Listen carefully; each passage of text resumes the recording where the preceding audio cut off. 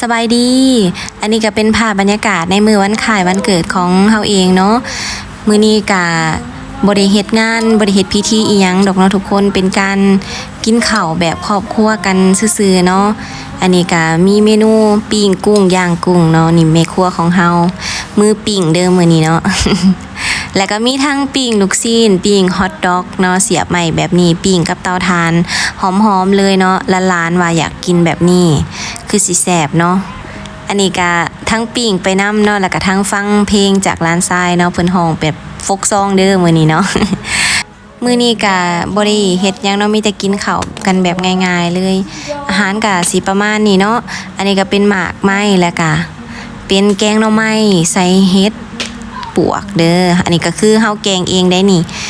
แกงแบบฮ้อนๆเลยเนาะแล้วก็มีปลานิ่น1หมักนาวพร้อมเฮ็ดเองคือกันเนาะปลานิ่น1หมักนาวอยู่3ตัวเนาะเพราะว่ามื้อนี้ก็บ่ได้หลายคนปานใดมีแต่นี่แหละ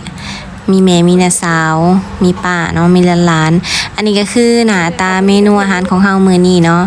ปลา1หมักนาวปิ้งกุ้งแกงหน่อไม้ปิ้งลูกชิ้นฮอทดอกเนาะอาหารแบบง่ายๆหลังจากเกี่ยมอาหารสุกไปแล้วเนาะฝนก็มาตกใส่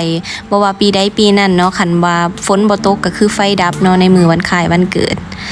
หลานๆก็เลยได้พากันย้ายขึ้นมาอยู่เทิงแทนเนาะถ้ามิดก็ว่าสิเอาแบบฟิลแบบปูสาดแล้วก็พากันนั่งกินอยู่ทั้งลุมพู่นแหละหลานๆก็พากันนั่งถาเนาะนั่งถาแม่ตู่มาตอนนี้ก็เพิ่นก็มาแล้วนี่มาเบิ่งอาหารว่าไก่สิได้กินหรือยังนี่สู ตอนนี้อาหารก็พร้อมแล้วเด้อนี่มาแล้ว1ทานเนาะนั่งไปเลยกินก่อนอีกซิมเบิ่งก่อนเพิ่นว่าเป็นตาแซ่บบ่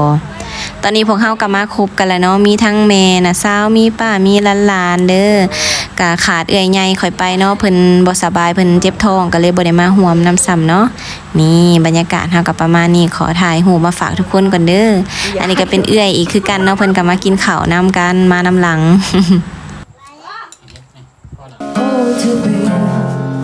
และท้องกว่าจะมีใครเข้าใจโรคนี้มันโหดร้ายเธอเกินไปกับเธอมากไป